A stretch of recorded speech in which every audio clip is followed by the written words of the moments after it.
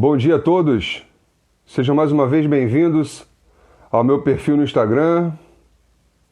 Hoje nós vamos conversar sobre a revogação da medida provisória 905 pela MP 955 e faremos isso conversando com o meu querido amigo professor Douglas Caetano, que é meu parceiro no livro de Prática Trabalhista publicado pela editora Saraiva. Esse que eu vos apresento aqui ao fundo. Então, quem ainda não tem o livro, inclusive, é imprescindível, é um manual de consulta diário. Podem ficar à vontade de adquirir o livro, tenho certeza que vocês vão adorar. E vão, sem dúvida alguma, fazer muito bom proveito no dia a dia da advocacia trabalhista com ele. Ok? Estou só aguardando o meu querido amigo professor Douglas entrar. Douglas já entrou. Vou chamá-lo aqui para entrar na nossa live. Enquanto isso, vocês também podem convidar os seus amigos, ok? Convidem os seus amigos para que eles possam fazer parte. Quando o Douglas entrar, se alguém puder, por gentileza, fazer o comentário, revogação da MP 905, eu vou deixar fixado aqui o assunto. Olha ele aí, grande querido amigo Douglas, como vai? Amigo, tudo bem? Sim. Tranquilo. Começamos aí a live, né, mostrando os nossos filhos aqui, tanto o nosso livro de prática trabalhista, que serve, além dos alunos da OAB segunda fase, serve também para a galera que está iniciando aí na advocacia trabalhista, modelo de todas as peças que ele vai usar na carreira dele, com detalhes assim. Eu fiquei absurdamente feliz com esse livro, viu, cara? Eu achei que esse livro aqui ficou demais. E aqui para quem fazendo OAB primeira fase, completaço, também parceria minha e do Fagner, olha só, tá aqui para vocês. Eu estava até falando, não sei se você percebeu antes de você entrar, eu estava até falando sobre ele, né? Sobre o livro de prática trabalhista, que é um livro que está bem atualizado, inclusive, e nós fomos bem detalhistas, inclusive colocamos inúmeras peças novas que nós não tínhamos na edição anterior, exceção de incompetência territorial, né? O incidente de consideração da personalidade jurídica. Então é praticamente um manual de consulta do advogado. Podem adquirir com tranquilidade que vocês vão gostar. E aí, Douglas, como é que foi o final de semana? Trabalhando muito ou deu uma relaxada nesse final de semana? Não, sim, trabalhando bastante. Hoje eu dou início, Fagner, a um curso, a mentoria trabalhista em tempos de Covid-19. Na verdade, é um curso muito bom, prático, né? Com base aí nessa nova legislação, nessa legislação de exceção, com relação à atuação do advogado trabalhista, haja vista que vai surgir inúmeras oportunidades para todos nós que atuamos na área, tanto para quem advoga para reclamante, quanto para quem advoga para reclamado. O grande problema disso tudo é que você precisa estar atualizado. Está extremamente atualizado para atender os seus clientes, né, empregados, para atender os seus clientes empregadores, para passar a melhor orientação. E nada melhor que no momento de quarentena, no momento de isolamento social, ocupar a mente com alguma coisa realmente que vai te trazer algo no futuro, né? Sempre digo, conhecimento nunca é demais. Então eu vou dar início hoje às 19 horas nesse curso. Ele vai ser ao vivo pela plataforma Zoom. Então passei o final de semana todo trabalhando ali em cima dele dessa nossa primeira aula. Maravilha. Quem então tiver interesse, já faz contato com o professor Douglas aí ao final da nossa live pelo direct. Ele vai dar um desconto mega, hiper, ultra especial, que já estou intimando, portanto, para dar um desconto bacana para vocês. Perfeito. Aproveitem, né? Meus alunos de mentoria vão ter um desconto bacana também. É só falar comigo que é um desconto bacana. Certeza absoluta. Meu amigo, olha só, o teu som está um pouco baixo. O meu som Douglas, tá dando eco algum... Eu tô sem o fone, deixa eu ver. Melhorou agora? Melhorou um pouco. Melhorou? Eu tô sem o fone, eu vou trazer o computador para mais próximo aqui, porque eu tô sem o fone hoje. Bom, melhorou agora? Ainda está um pouco distante. Me parece que tem uma corrente de ar aí, tem vento. O ar tá desligado. Não sei. Tá tudo desligado. Tá dando um eco, mas vamos lá, tá dando para te entender, vamos lá. Bom, amigo, é o seguinte, né, quando você me convidou para fazer essa live aqui, eu falei, pô, o cara só me coloca em fria, ele é um puto de um funcionalista, né, e e me chamam para fazer uma live para a gente tratar dos efeitos de uma medida provisória que não foi nem rejeitada, nem deixou de ser convertida, mas sim revogada, né? E uma medida provisória que muitos estavam denominando de uma mini reforma trabalhista, uma segunda reforma trabalhista, pela quantidade de assuntos que ela tratava. Muito embora ela foi denominada da medida provisória do contrato verde-amarelo, não é tão simples assim. Ela não regulamentou apenas o contrato verde-amarelo, ela fez várias alterações aí na nossa CLT. E aí eu gostaria de passar a bola para você poder iniciar o nosso bate-papo com a visão constitucional da revogação dessa medida. Tá. Meu amigo, depois você consegue fazer para a gente, de uma forma óbvia, bem objetiva, né, em razão do nosso tempo, quais foram os pontos fundamentais que essa MP 905 ela trouxe, né, lá antes, né, quando da sua edição?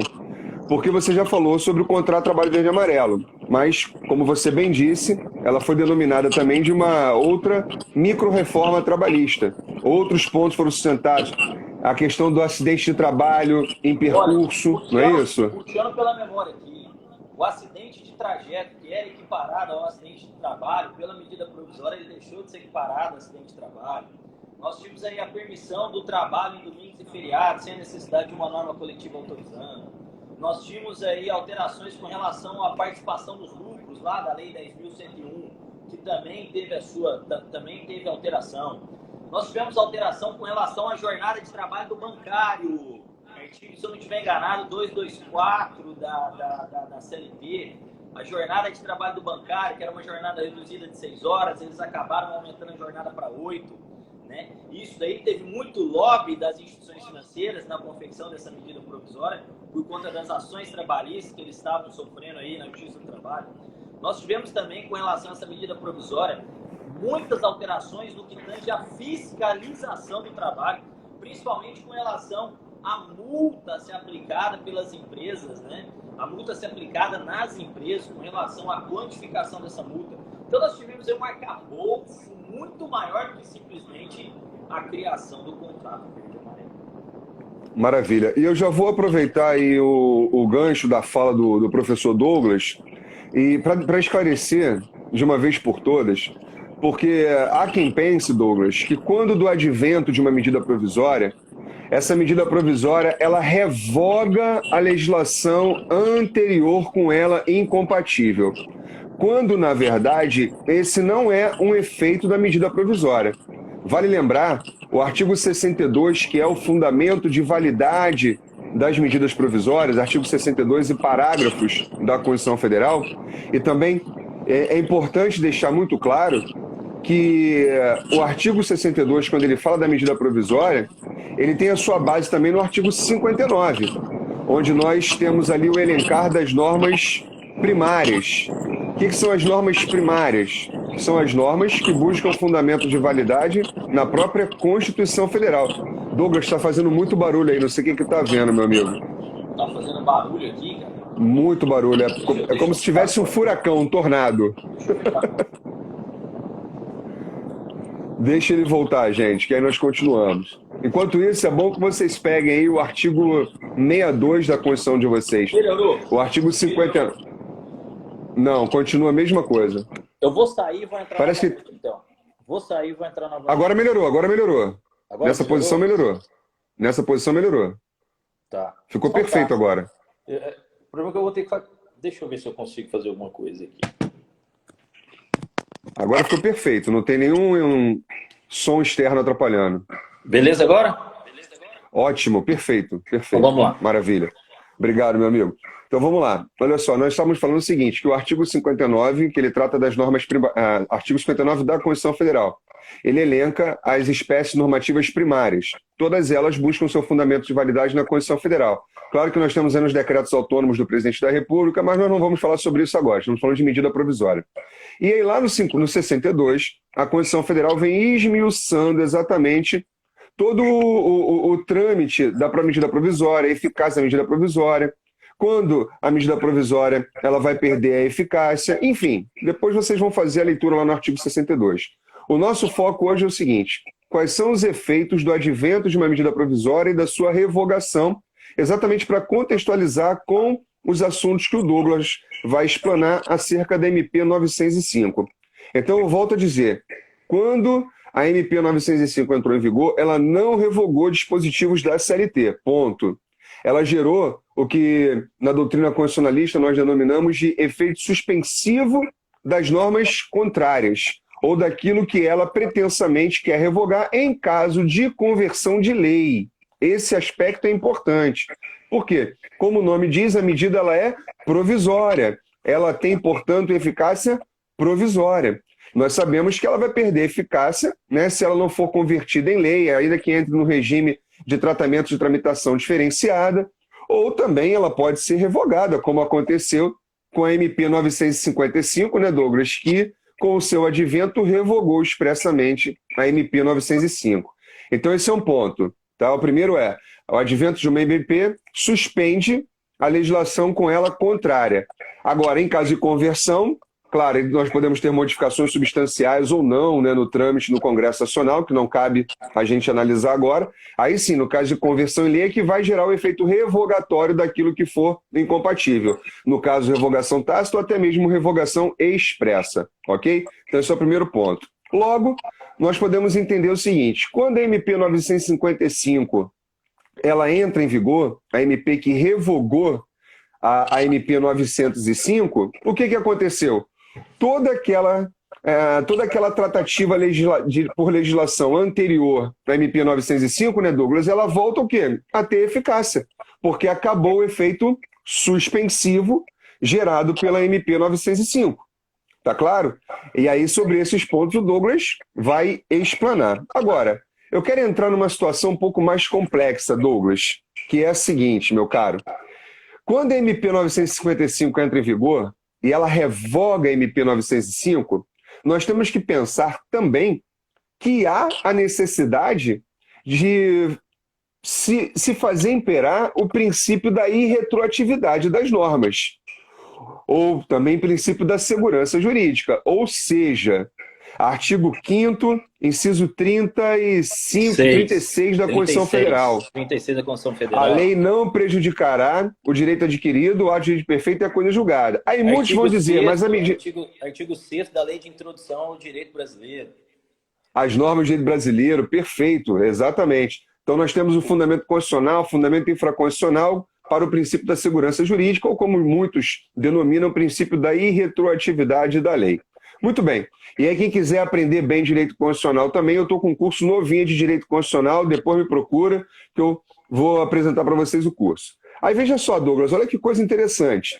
Quando essa medida provisória entra em vigor, a 955, e revoga a 905, aí muitos começaram a pensar, bom, se ela revogou e houve, portanto, enquanto a medida provisória 905 estava em vigor, apenas o efeito suspensivo, então tudo que constituído foi na vigência da MP 905, desconstituído está. Não é assim, em razão da garantia constitucional da irretroatividade da lei.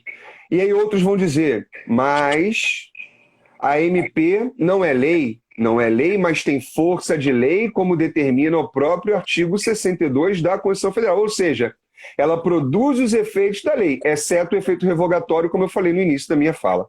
Então esse é o segundo aspecto importante. E o terceiro e último, meu amigo, que eu acho que é o mais complicado de todos, Douglas. A possibilidade ou não de uma reedição de medida provisória com idêntico teor ao da medida provisória revogada, ou da MP 905 que foi revogada. Olha o grande problema que nós temos aqui, Douglas. Vamos lá. Quer fazer algum comentário, amigo? Eu acho desses que dois pontos? esse terceiro Vamos lá. ponto da reedição, o grande problema que nós encontramos nele aí é cronológico. A minha opinião, assim, é muito prático e cronológico. Se essa medida tivesse entrado em vigor e tivesse sido revogada no mesmo exercício, né, eu creio que nós não teríamos dúvida nenhuma que no mesmo exercício não poderia ser reeditada. Agora, eu tenho uma certa dúvida, porque ela entrou em vigor numa sessão legislativa, né, Fagner? Me corrija se eu estiver equivocado, e acabou sendo revogada em outra. Será que a Constituição Federal, se eu estiver enganada, no 62, parágrafo né? 10º. É o parágrafo 62, 10º, né? parágrafo Isso, é 10º. vedada a reedição na Isso. mesma sessão legislativa. Será que é na mesma sessão legislativa que ela entrou em vigor ou na mesma sessão legislativa da revogação? Vai, responde aí. Aí é que está a grande questão de fundo, aí é que reside a controvérsia, né? O Supremo já tem uma posição a respeito do tema, mas eu vou até ler aqui, eu trouxe uma parte da decisão na ADI 3964, depois nós vamos fazer essa leitura rapidamente, mas o que mais me preocupa, Douglas, é exatamente a aplicação literal do parágrafo 10º. Sabe por quê? Eu, particularmente, vou dar minha opinião aqui. Eu entendo, não sei se você pensa nesse sentido também, que quando ela fala, no parágrafo 10º, é vedada a reedição, vírgula, na mesma sessão legislativa, vírgula, de medida provisória que tenha perdido, né, eficácia, aliás, que tenha sido rejeitada ou perdida eficácia por decurso de tempo, no meu modo de ver, ela está se referindo ali à época em que ela foi editada, ou seja, dentro da sessão legislativa em que ela foi editada. Porque ela está falando que é vedada a reedição, só se reedita o que foi editado.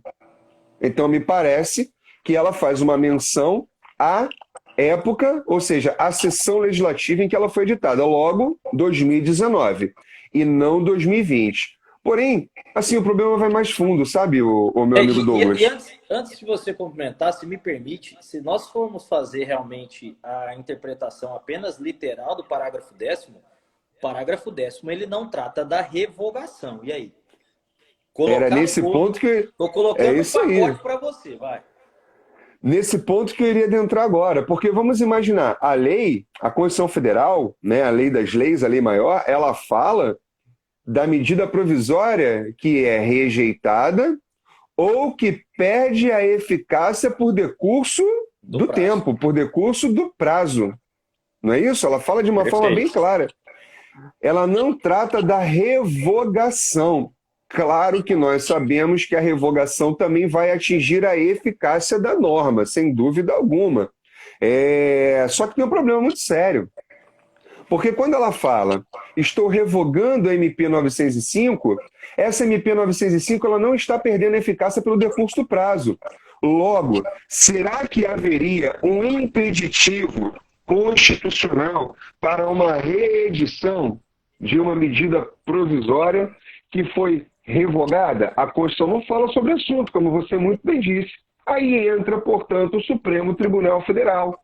No artigo 112 da Constituição Federal, ela diz que o Supremo é o guardião da Constituição Federal. Fagner. Diga, Douglas. Eu creio que deu um probleminha na sua internet. Ou é na minha. Você tá travando, cara. Tá travando e tá picotando o som, tá cortando o som. Voltou agora? Não, ainda não. Então deixa eu ligar outra internet aqui para ver se melhora. Tá. Porque o problema Enquanto isso, você quer... O problema é picotar o som. Tá voltando. Pois é. Tá voltando aos poucos.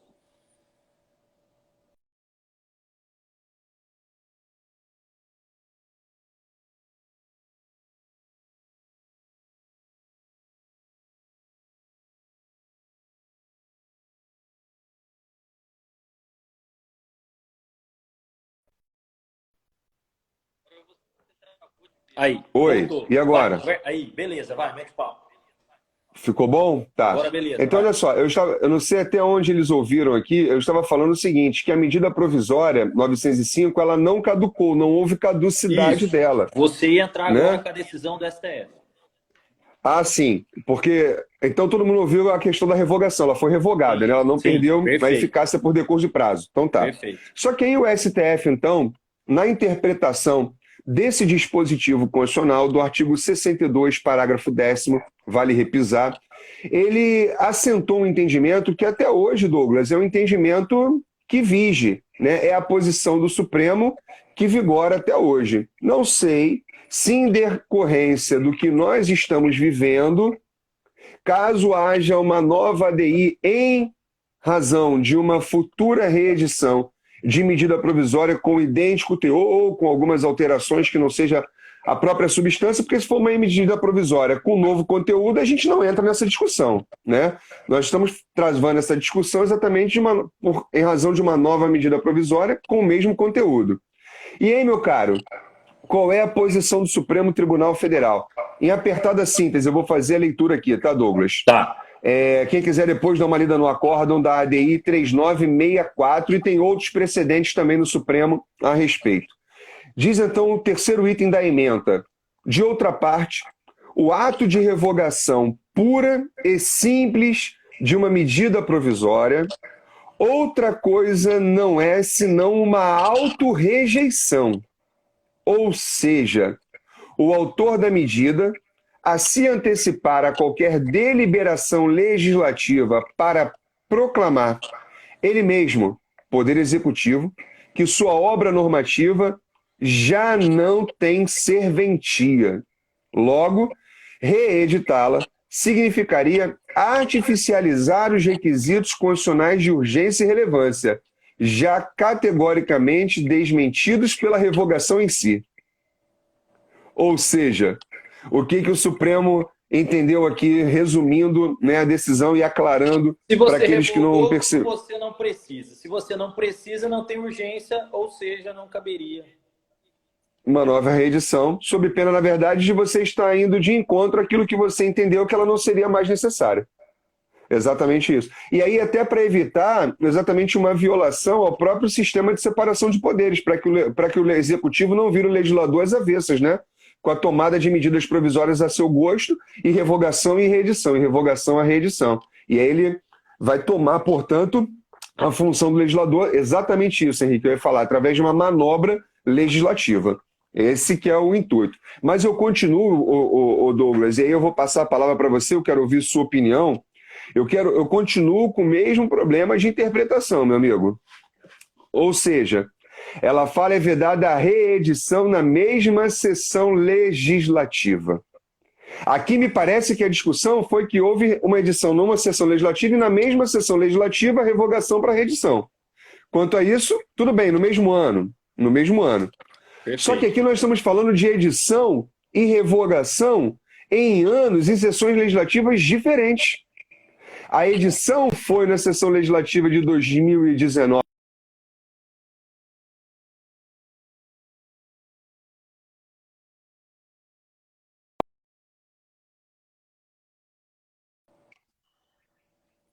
Oi, você está me ouvindo? Está me ouvindo?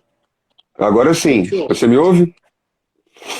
Tá, então todo mundo ouvindo e vendo aqui, gente? Só dá um retorno para a gente, por favor.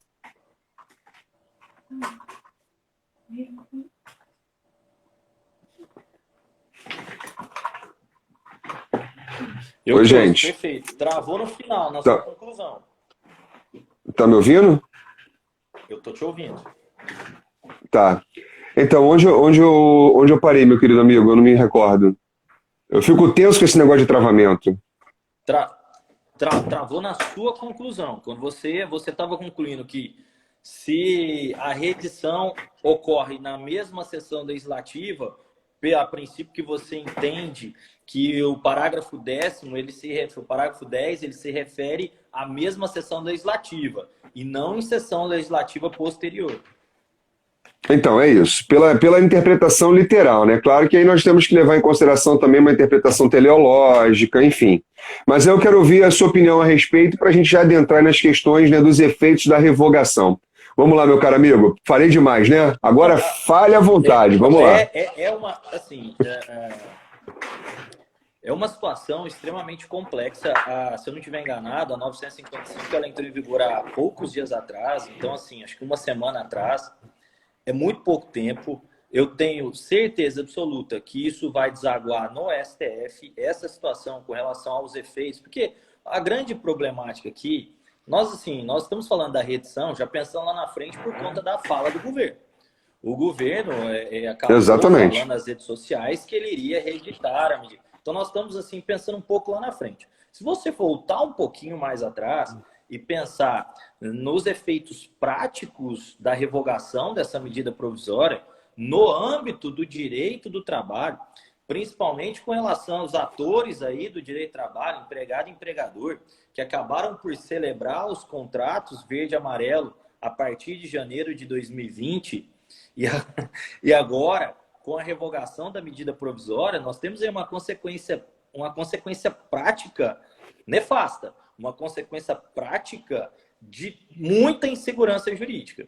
Eu andei estudando esse final de semana, como a gente ia fazer essa live, eu andei estudando alguns professores, andei vendo o ponto de vista de alguns professores, e eu consegui extrair 3 correntes com relação, a princípio, ao contrato verde e amarelo que foi celebrado no período de vigência da MP 905. E agora, como que ficaria? Quais seriam os efeitos desse contrato que foi celebrado na época da vigência? Nós temos aí, no mínimo, 3 correntes. Nós temos uma corrente que entende pelo princípio da continuidade da relação de emprego, esses contratos celebrados na vigência da medida provisória 905 por prazo determinado, deveriam automaticamente se transmutar num contrato por prazo indeterminado e seguir as regras do contrato por prazo indeterminado.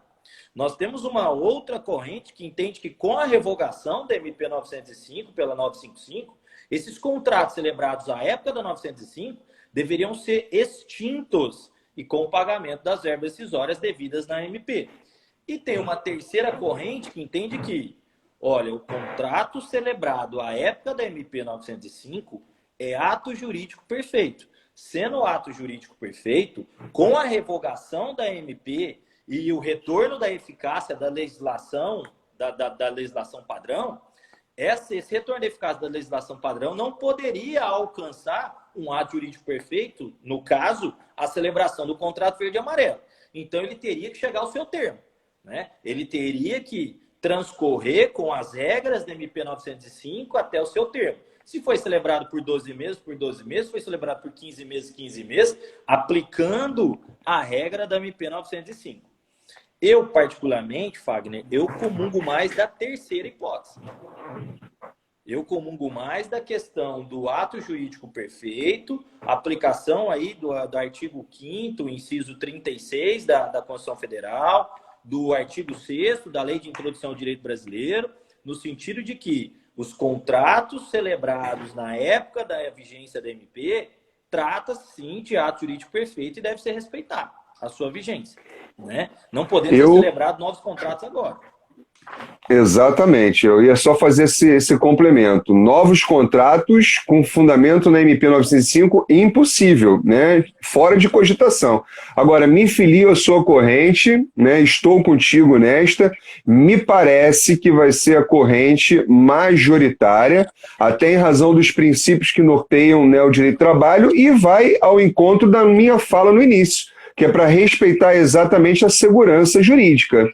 Agora, há quem diga que exatamente aquela segunda corrente, né, Douglas, ela seria mais justa para ambas as partes, a da extinção. Só que eu não vejo dessa maneira, porque o empregado vai ficar desempregado. E o empregador ele estava visando exatamente o contrato prazo determinado para atender as necessidades. E a grande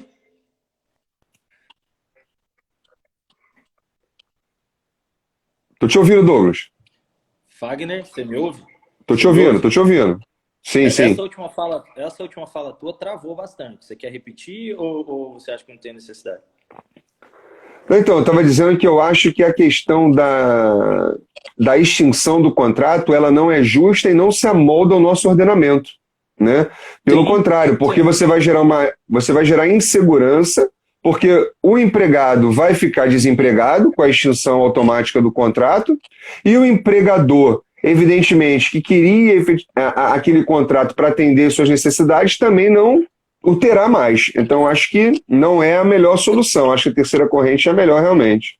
Eu penso que a segunda...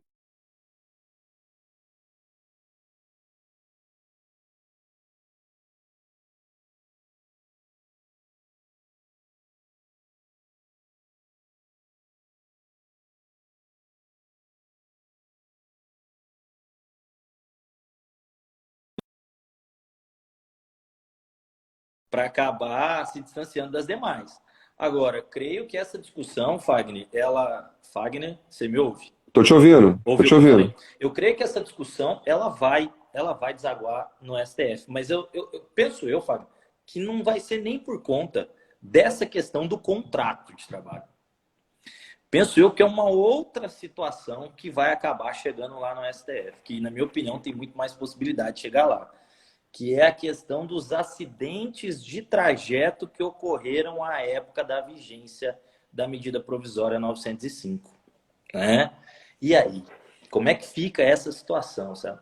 Os acidentes de trajeto, porque a medida provisória... Pessoal, é o seguinte, só fazer uma rápida explicação do que é o acidente de trajeto e a sua equiparação. A Lei 8.213, ela entende que aquele acidente que ocorrera no trajeto casa-trabalho, trabalho-casa, lógico, respeitando alguns requisitos, como, por exemplo, requisito temporal, requisito de local percorrido. Certa vez eu tive um caso de um empregado que saiu da empresa na sexta-feira ao meio-dia, Fábio. E próximo à empresa tinha um botequinho lá que a galera ficava tomando uns beer night lá na sexta-feira, que ele saiu mais cedo na sexta-feira. E 9 horas da noite, ele saiu do trabalho meio-dia. 9 horas da noite ele pegou a bicicleta, saiu do boteco e bateu numa caçamba.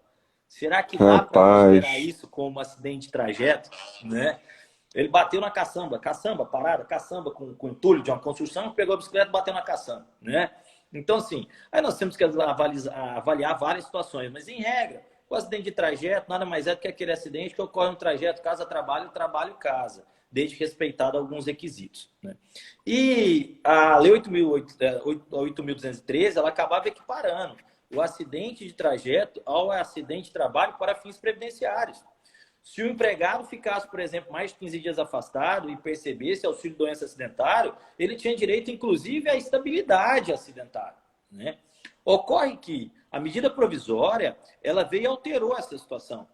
Ela deixou claro que os acidentes de trajeto continuavam existindo, mas não seriam mais equiparados a acidentes de trabalho. E aí que está a discussão.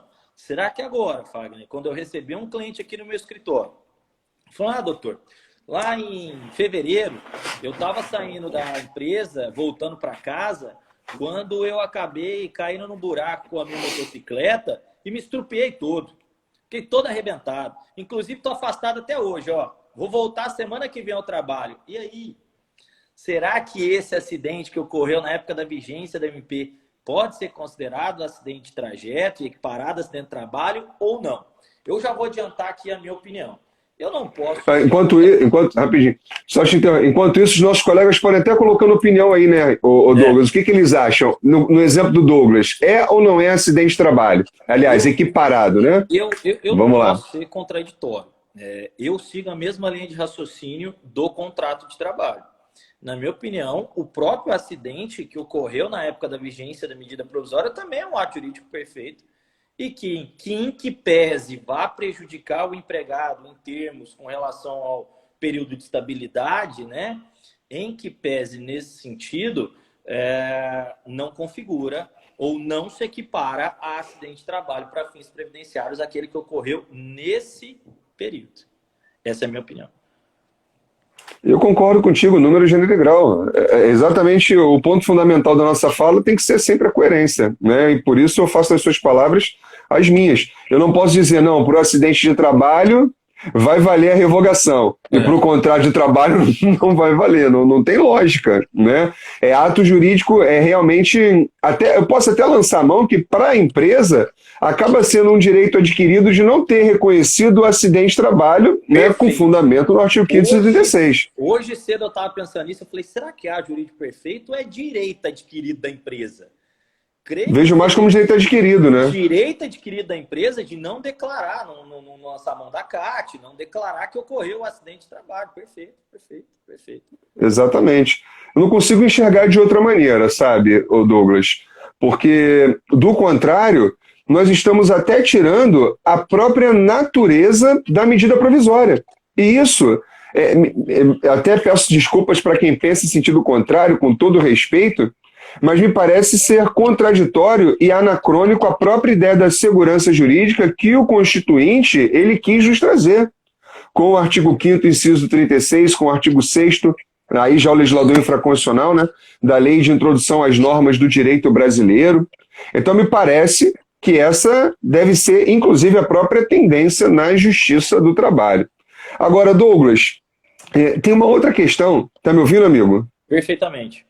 E assim, Tá me ouvindo? só para finalizar, só para a gente finalizar essa parte do nosso debate aqui, Fábio, isso que nós estamos discutindo aqui hoje é um dos meus maiores temores com relação às medidas que foram editadas agora recentemente.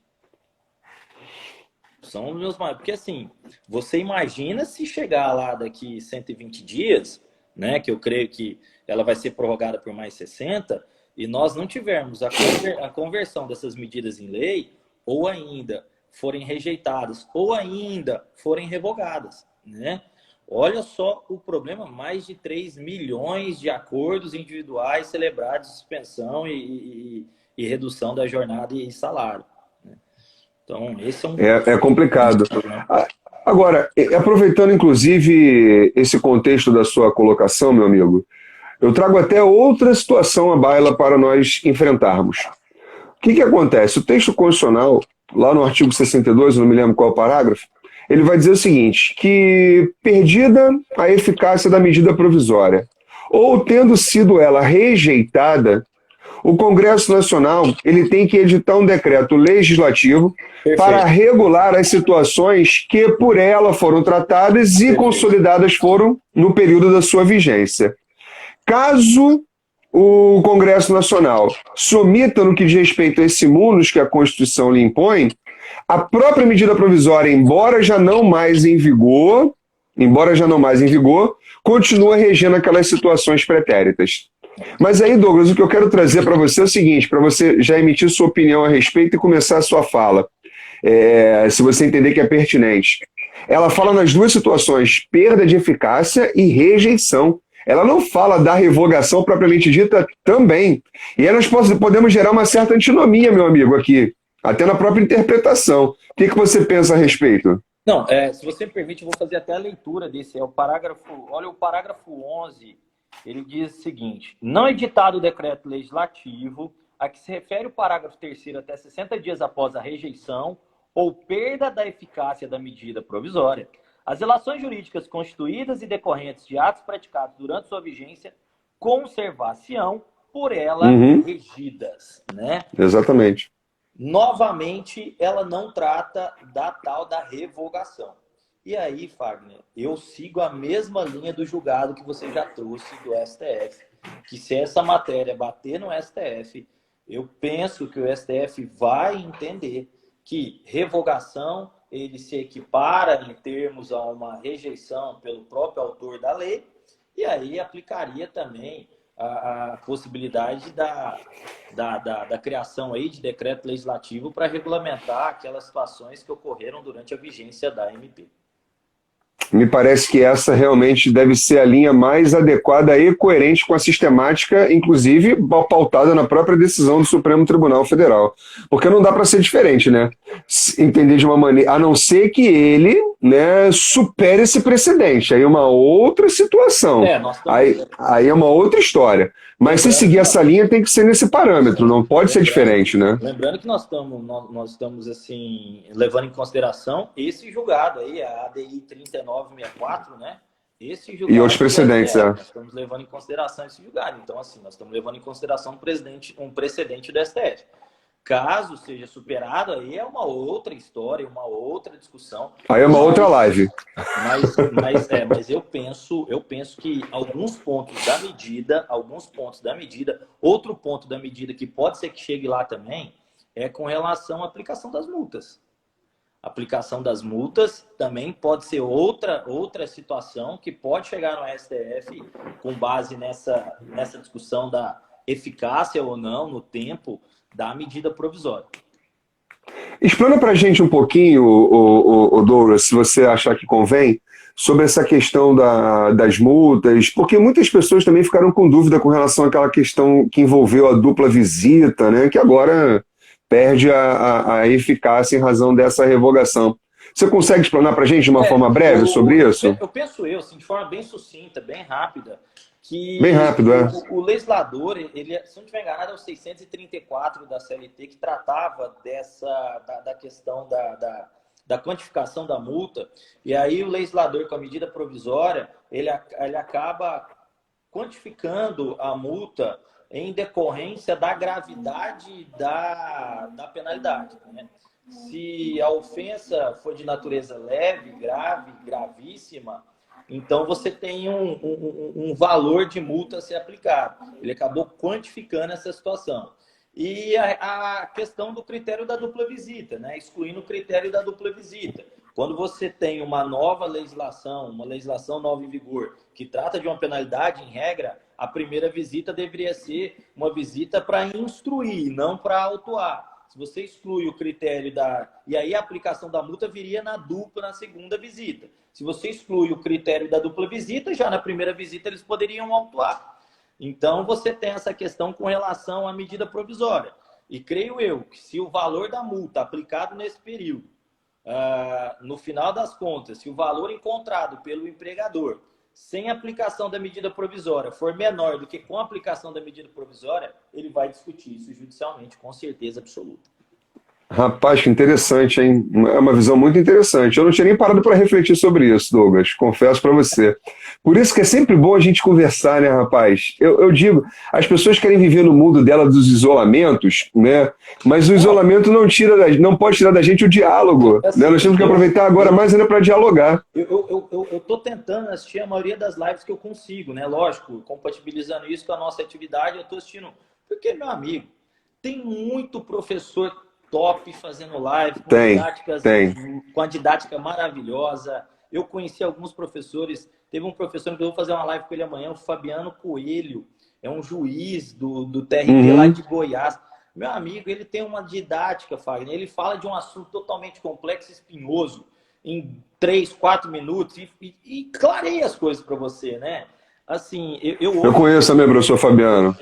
Ele é autor daquele manual de audiência trabalhista com outros professores. Eu falei para ele, professor, eu vou comprar esse livro. Me falaram muito bem desse livro, entendeu? E, por exemplo, só um caso... Não, pode comprar que eu tenho. Pode comprar que eu tenho, é muito bom. Eu estava discutindo com o professor Josley esses dias, Josley Soares, estava discutindo com ele, que é juiz da segunda região aí, TRT São Paulo. Eu estava discutindo com ele a questão do ônus da prova. Eu entrei em contato com ele para a gente discutir a questão de ônus da prova. Ele falou, Douglas, aqui está mais para valoração do ônus da prova do que para ônus da prova, né? E o grande problema, Fagner, é que ninguém fala da porra da valoração do ônus da prova. Isso é extremamente subjetivo. Exatamente. Eu falei, Josley, mas e aí? Eu tô com um caso concreto aqui que eu tô discutindo hora extra, a empresa tem mais de 10 empregados, na época ainda não estava se aplicando a lei da liberdade econômica, era 10 empregados, e a empresa, ela juntou os cartões de ponto, alguns meses são cartões de ponto com horário uniforme, outros meses não, e o meu cliente está alegando que ele anotava o ponto e continuava trabalhando. Nós levamos uma testemunha, a testemunha confirmou, a empresa levou uma testemunha, confirmou a tese da empresa, a juíza julgou improcedente, falando que o ônus era do reclamante, e o reclamante não conseguiu se desincumbir, mas ele provou. Então, assim, é uma loucura isso, e é uma delícia discutir sobre isso, sim.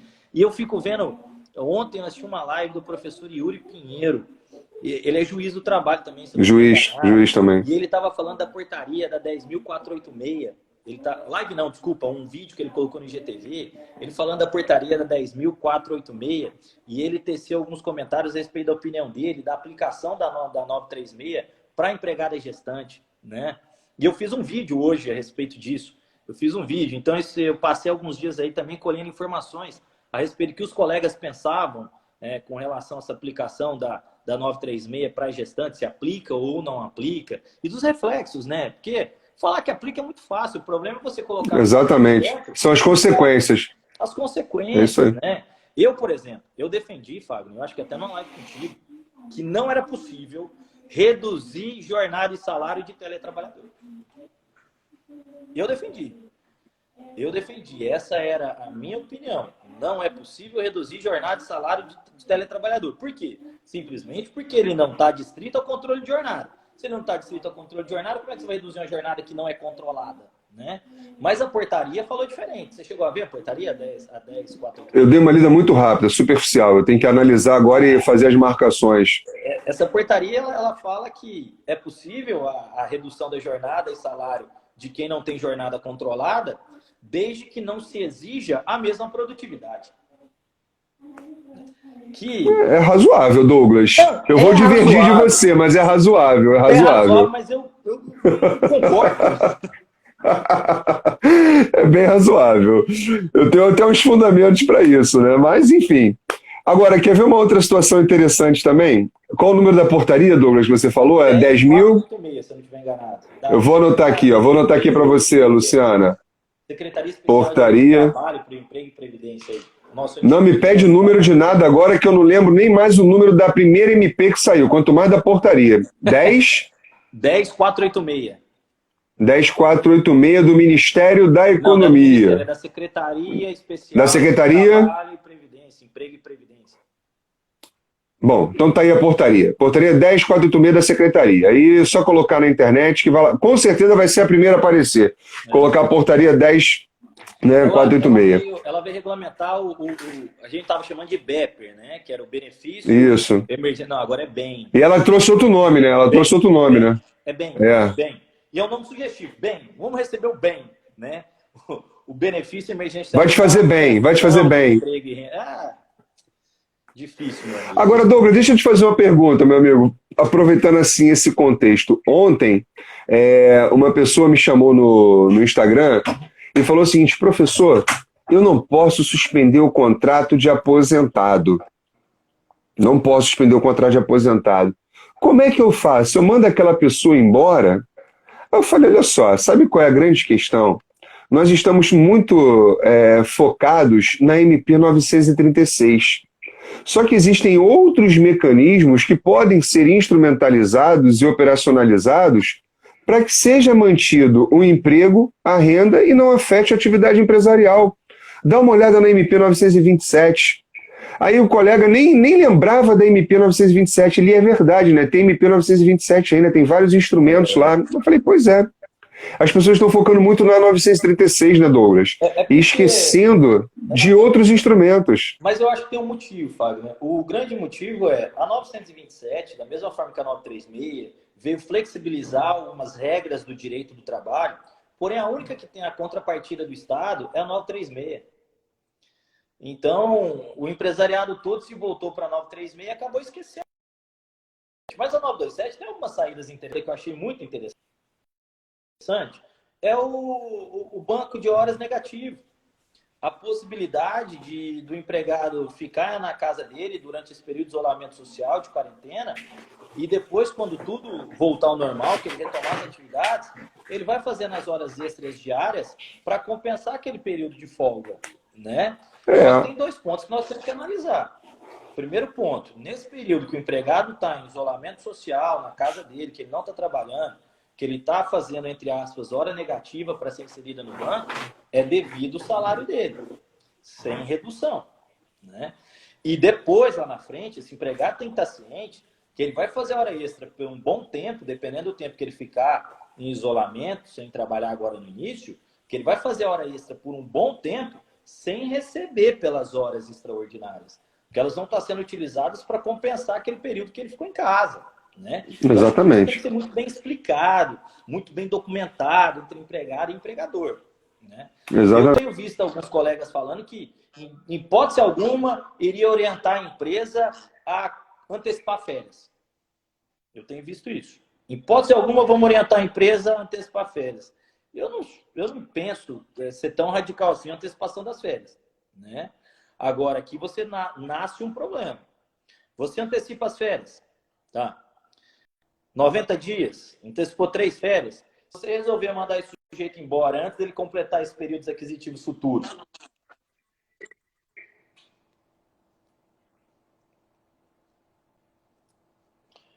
Fagner.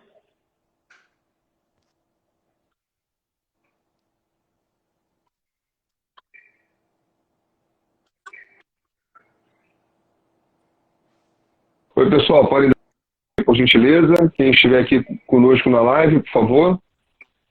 Douglas, você não está me ouvindo?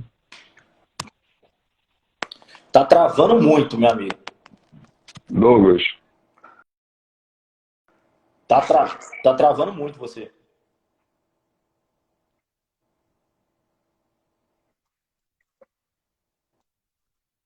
Você. Eu aqui pra mim tá perfeito.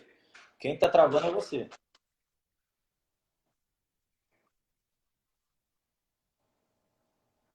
Meu amigo, vamos encerrar?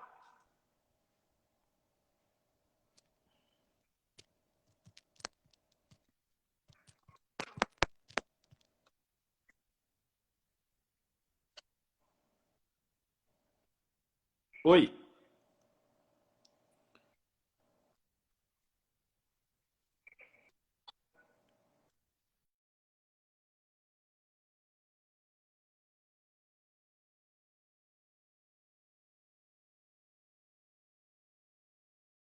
No vídeo.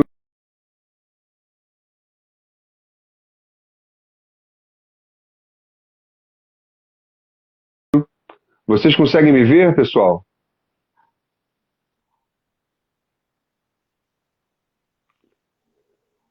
Oi, queridos, vocês conseguem me ver aqui, me ouvir? O Douglas, eu acho que ele acabou caindo, saiu da live. Bom, espero que vocês estejam me vendo, me ouvindo. Vamos encerrar então nossa live aqui. Faltam só 4 minutinhos para terminar. Obrigado pelo comparecimento de vocês. Espero que nós tenhamos esclarecido alguns pontos fundamentais, particularmente no que toca à revogação da medida provisória, né? Deixa eu ver se o Douglas consegue voltar agora. Só para a gente, pelo menos, nos despedir de vocês, né? Como de praxe, tá bom? Voltou. A internet está horrível, Douglas. Tá. Eu até te mandei uma mensagem. Vamos encerrar. Eu acho que nós cumprimos a nossa missão nesse dia de hoje. Sim, cumprimos. Cumprimos sim. Meu amigo, obrigado mais uma vez pela sua disponibilidade, pela sua atenção. É sempre um prazer, uma honra enorme te ouvi-lo, tá bom? Um forte abraço aí, até a próxima. Gente, obrigado pela atenção de vocês. Vai ficar salva, quem não assistiu ou quem assistiu pela metade, rever, começar aí do início, tá bom? E também vou deixar disponível lá no meu canal no YouTube, tá bom? Um forte abraço para vocês. Até a próxima.